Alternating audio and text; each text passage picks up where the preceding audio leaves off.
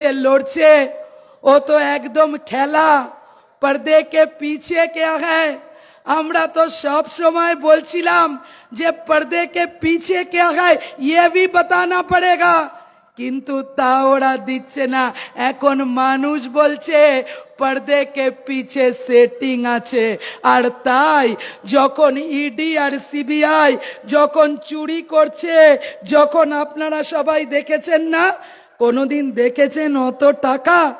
আর কোথায় দেখলাম আমরা দেখলাম টেলিভিশনে দেখলাম রাজ্যের মন্ত্রী, শিক্ষামন্ত্রী, তার বাড়ি থেকে, তার বাড়ি না, অপা তার বান্ধবী অপার বাড়ির থেকে বেরোচ্ছে বাথরুমের কাবার্ডের টাকা, বাড়িতে টাকা। আর ভেবে দেখুন মানুষের মাথা গোজবার ঠাঁই নেই, আর ওদের টাকা গোজবার জন্য বাথরুম, টাকা গোজবার জন্য আলাদা ফ্ল্যাট। আর আপনি যখন আবাস যোজনায় বাড়ি চান তখন তৃণমূলকে দিতে হয়, টাকা দিতে হয়। পকেটে ঢোকায়, ডান হাত দিয়ে পকেটে ঢোকায়, মা হাতে বলে এই তোর নাম লিখে নিলাম, এই তুই বাড়ি পেয়ে যাবি, তোর নাম লিখে নিলাম, এই তুই এটা পেয়ে যাবি। আরে কার টাকা দিচ্ছ? যেন কারুর পৈতৃক সম্পত্তি, যেন কারুর বাবার টাকা। আরে এ টাকা তো আমাদের টাকা। সকালবেলা ঘুম থেকে উঠে দেশলাই জ্বালাই আর রাত্রির বেলা শুতে যাই, ওই চাদরের সুতো সব কিছুর ওপরে আমরা ট্যাক্স দিই। সরকারের তো দরকার, সরকারকে তো আমাদেরকে দিতেই হবে। আর যদি কেউ থাকেন যার পাওয়ার কথা কিন্তু তিনি পাচ্ছেন না, তাহলে জেনে রাখবেন মহিলা সমিতি এই ডোয়া সেই লড়াইয়ে আছে। সবাইকে একসাথে করে আমরা দাবি আদায় করে ছাড়বো, এই হচ্ছে আমরা মহিলা সমিতি। আর তাই আজকে আপনি একটা ছোট বাচ্চাকে যদি জিজ্ঞাসা করেন শূন্যস্থান পূরণ করো 1 2 3 4, সবাই কি বলবে? 1 2 3 4, তারপর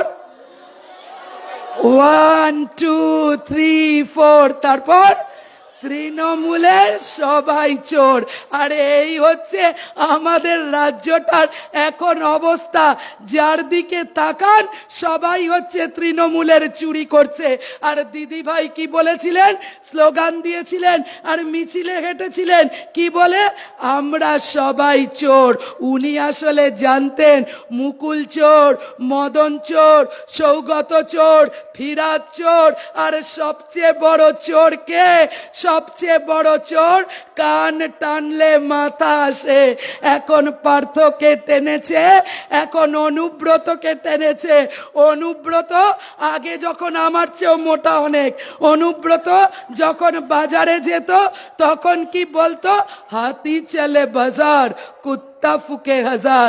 আর আজকে অনুব্রত যখন লুকাতে যাচ্ছে তখন সবাই বলছে এ তো গরু চোর, গরু চোর, গরু চোর। আপনারা জেনে রাখুন ওরকম একটা অনুব্রত না, একটা পার্থ না।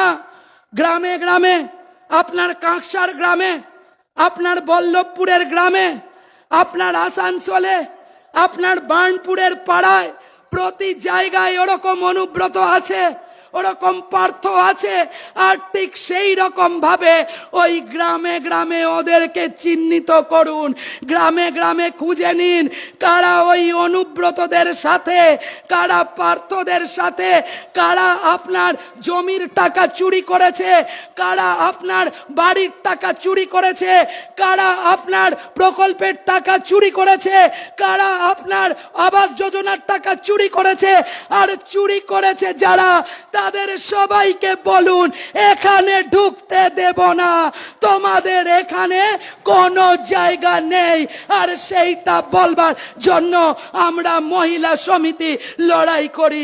লজ্জা করে না মাননীয়ার? উনি নাকি বাংলার নিজের মেয়ে, বারবার বলেন যে আমি বাংলার নিজের মেয়ে, বাংলার নিজের মেয়ে।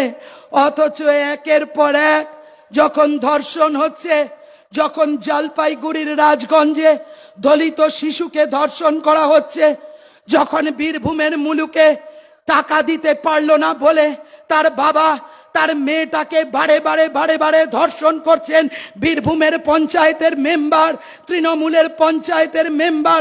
আর তখন দিদি ভাই বলছেন ওগুলো তো আমাদের ছোট ভাইরা, আমার দামাল ছেলেদের কাণ্ড।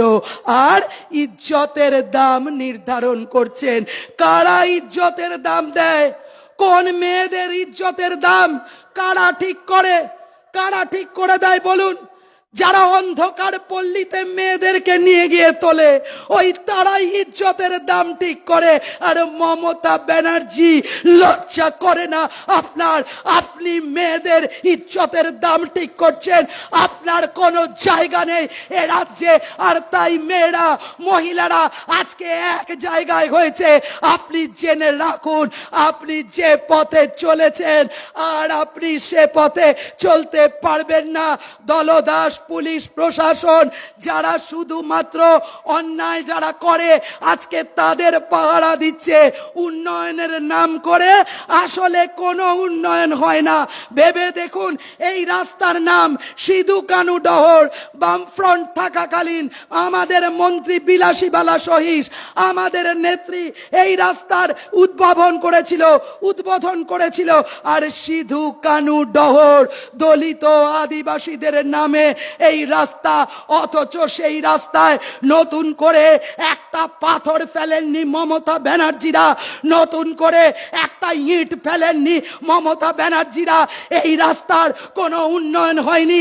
দলিতদের কথা বলবেন, আদিবাসীদের কথা বলবেন, অথচ তাদের নাম করে যে রাস্তা, সেই রাস্তায় উন্নয়ন করবেন না। লজ্জা করে না আপনাদের? যদি পুলিশ আপনাদের পাহারা না দিত, যদি পুলিশ মাঝখানে না থাকতো, আর পুলিশ আপনাদের হয়ে আন্দোলনকারীদের কামড়ে দিচ্ছে, এই ঘটনা না ঘটতো, তাহলে একদিকে বামপন্থীরা, একদিকে মানুষ, আর একদিকে আপনারা তৃণমূল থাকতেন। বুঝে নিতাম আমরা কত ধানে কত চাল। আর মনে রাখুন, তাই এই পঞ্চায়েত যেতে লুট করছে ওরা, প্রতিটি ক্ষেত্রে লুট করছে।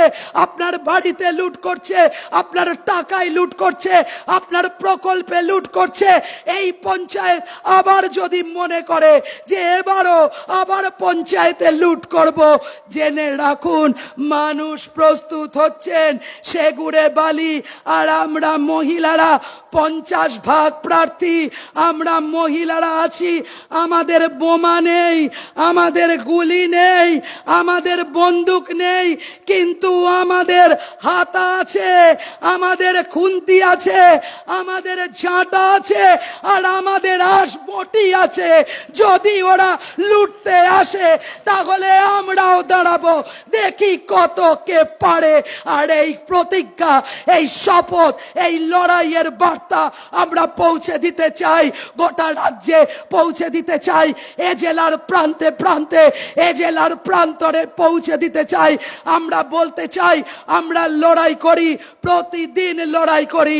হাজারোं বেশ ধর के मौत आएगी तेरी दर पर, मगर वो न चल सकी चली गई ও হাড় কর। প্রতিদিন মৃত্যু আপনার দরজায় এসে কড়া নেড়েছে, কিন্তু আপনাকে ও পারেনি নিতে, তাই আপনার কাছে হেরে চলে গেছে। আমরা মহিলা সমিতি, আমরা বামপন্থীরা তাই মরতে ভয় পাই না, লড়তে ভয় পাই না। আমরা লড়বো, আমরা জিতবো। আর তার জন্য আমাদের সবার কাছে আবেদন, আসুন আমাদের সাথে থাকুন। এই লড়াই আমরা করব, মানুষের লড়াই। আপনারা সাথে থাকুন, প্রত্যেকের সাথে থাকুন।